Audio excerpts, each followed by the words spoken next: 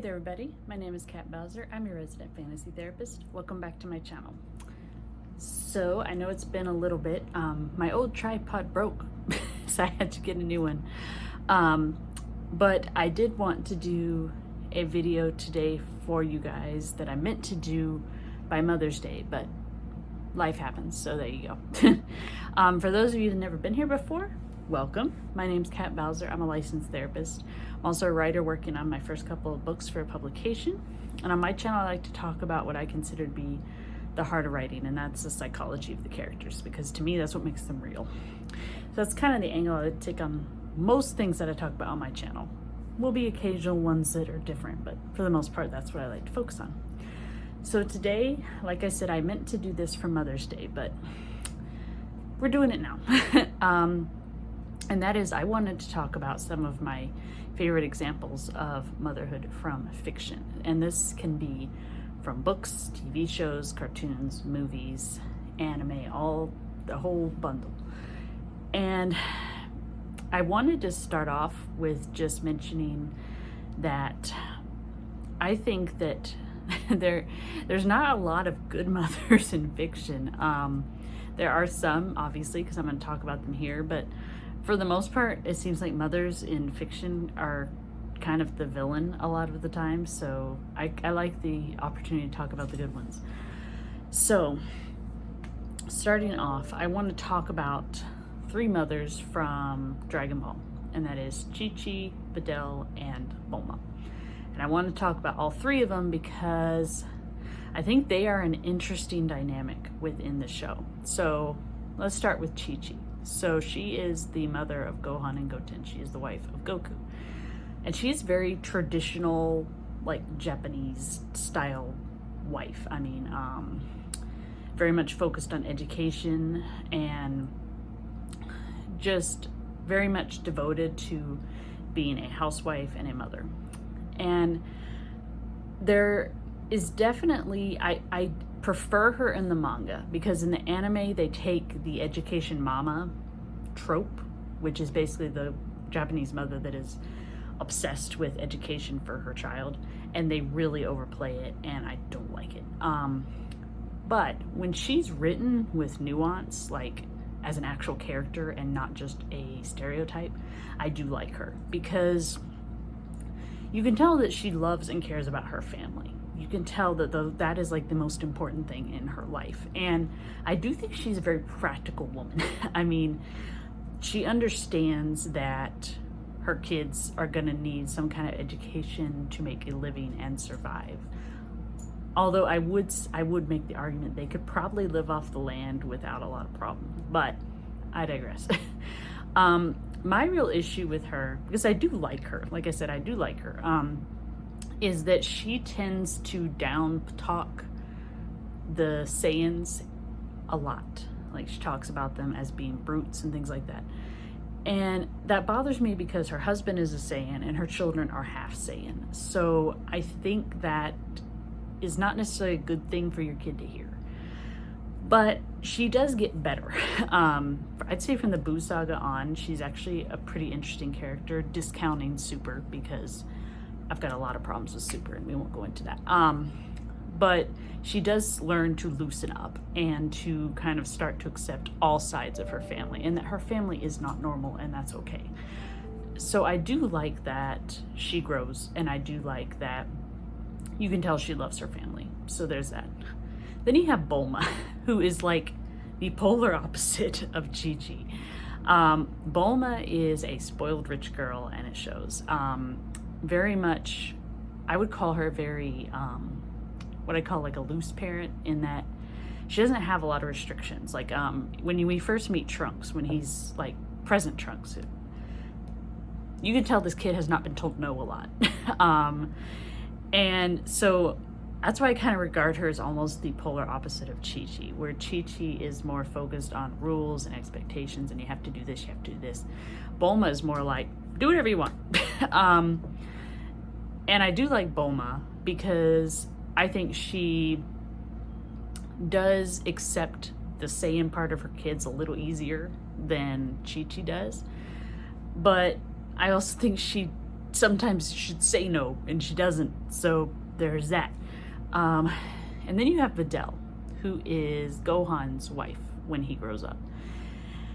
And I like her the most because it's like they took parts of Bulma and parts of ChiChi and they put them together into Videl. So she has an appreciation of her kids do need to have some kind of education and a future, but she also is focused on what is it that they want to do, and I will support them in doing that. So I really like that portion of Videl. And so she's probably my favorite mother in the series just because she is a balanced mix, and I really think that's the best approach. So what's another mother? Charlotte from Charlotte's Web. I will say I prefer Charlotte in the animated movie to the book, because in the book she can be kind of harsh and like almost unnecessarily harsh, but not to an extreme. So I still like her, but I just like the way they did her in the movie better, because if she does have to be harsh, she explains why she has to be harsh, and I like that. She's got a very interesting personality in that I think she's very honest. Like she doesn't just tell Wilbur, oh, yeah, everything's gonna be fine. She tells him, yeah, this is dangerous, this is a problem, but we're going to fix it, and here's how we're gonna fix it. And I admire that honesty. I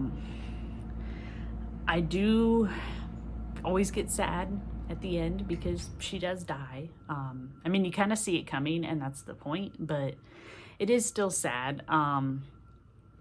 But I like that she kind of becomes, like, Wilbur goes from not really having a mother because he was a runt, and he goes with Fern, and he gets kind of a surrogate mother with her, and then he kind of gets another surrogate one with Charlotte. So I think it works out well for him. And I do enjoy in the movie that there is a lot of music, and that's something that I always found interesting, because the author said he didn't like that they made the movie into a musical, but he has all these poems and songs in the book, so I never really understood that complaint, but that's his prerogative. So that's Charlotte. I do like Charlotte. Mrs. Brisby, or in the book, Mrs. Frisby, from The Rats of Nim. I like this mother strictly because she doesn't come across as just this ultimately brave person. She's scared, and she shows you that she's scared. And I appreciate it when a story does that, because I think sometimes we get fed all so often, you have to be courageous, you have to be brave. And there is a quote, and I can't for the life of me remember who said it, but it basically is boiled up in order to be brave, you have to be afraid, because you can't be brave if you're not afraid. And I really think that really encompasses Mrs. Brisby, because I mean, she's going on these very treacherous adventures, all to save first her son and then the rest of her kids. I mean, she goes and takes on the farmer's tractor, which for a mouse is a big deal. She goes and sees the great owl who eats mice. She even says it out front when she gets there, but owls eat mice.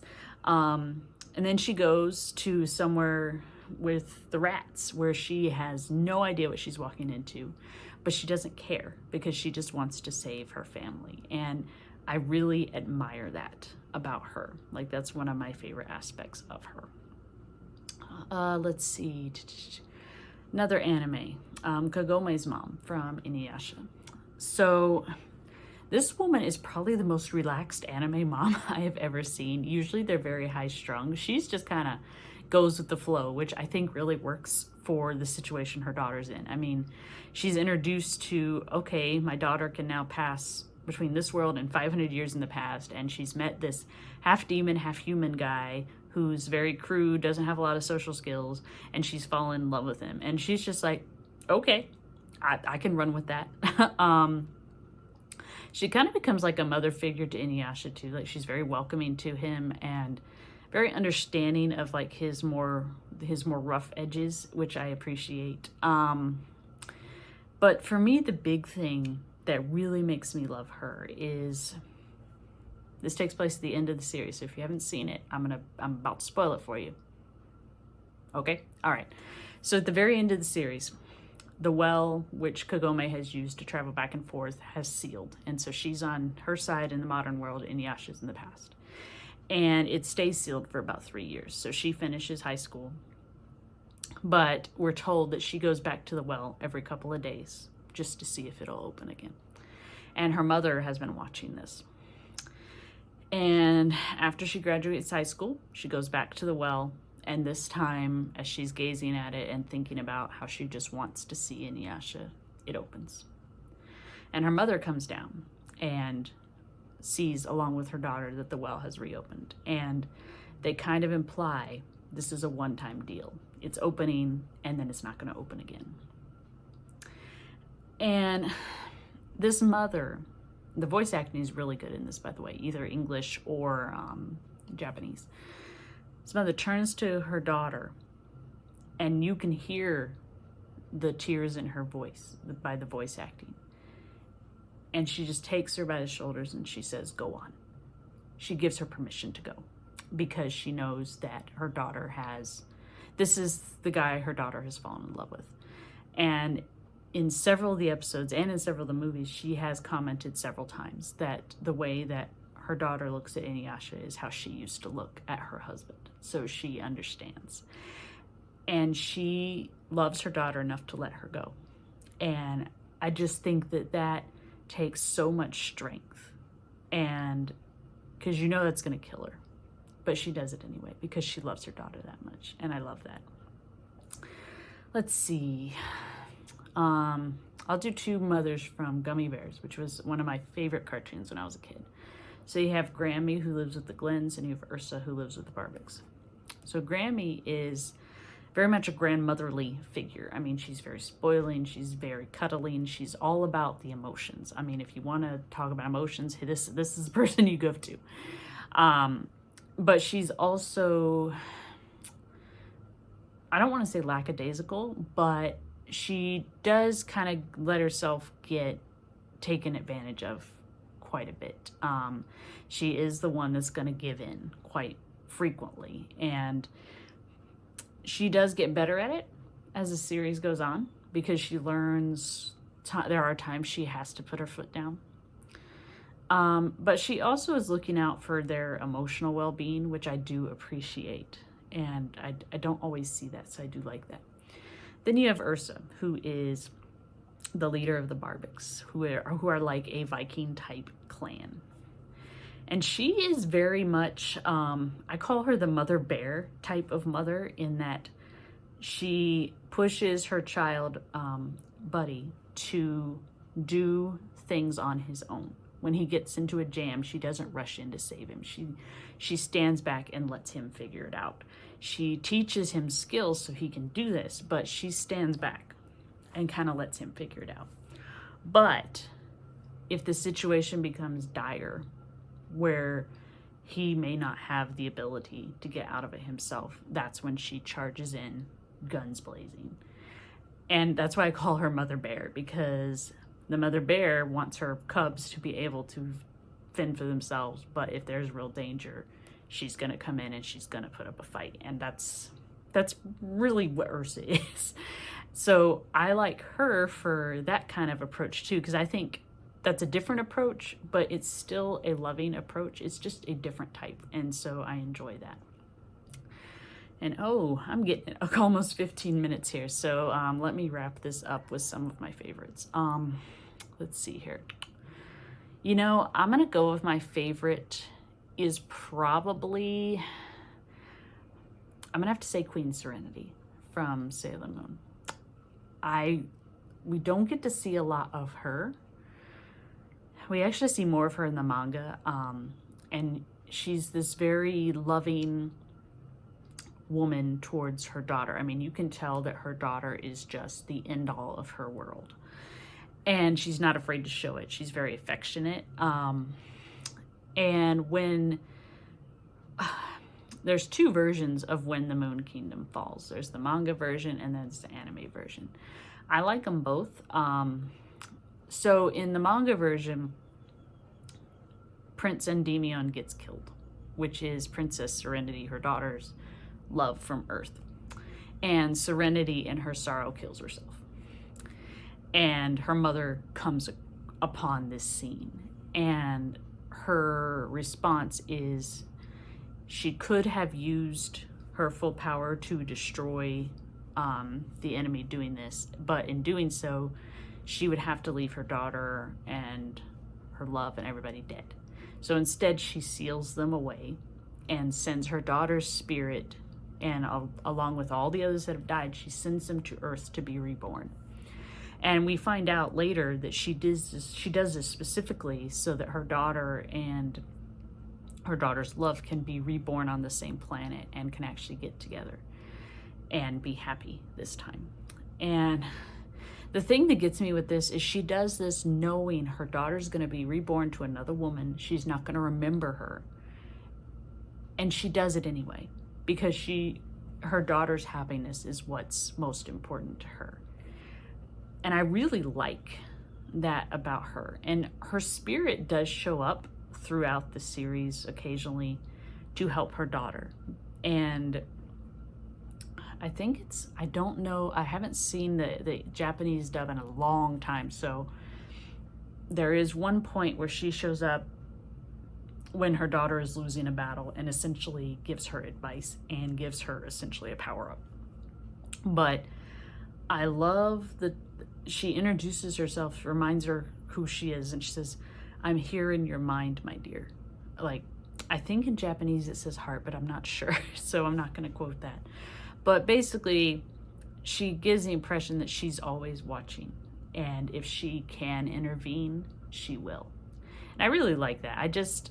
I like this very loving, affectionate type of mother. That's one that I think is fun to write. It's fun to read about. And like I said, there's not a lot of good mothers in fiction. And so I love it when they pop up. So those are just some of my favorites. Obviously, I didn't cover them all. But I would love to know what your guys' favorites are. What are your favorite mother figures in fiction? If you guys don't want to miss when I upload, make sure you subscribe and ring the bell so you get notified whenever a new video goes up. I try to do 2 a week. It doesn't always happen, but I do try. And if you guys have any topics that you want me to address or cover, let me know. I'll be glad to do that. And until next time, stay safe. You guys have a good one.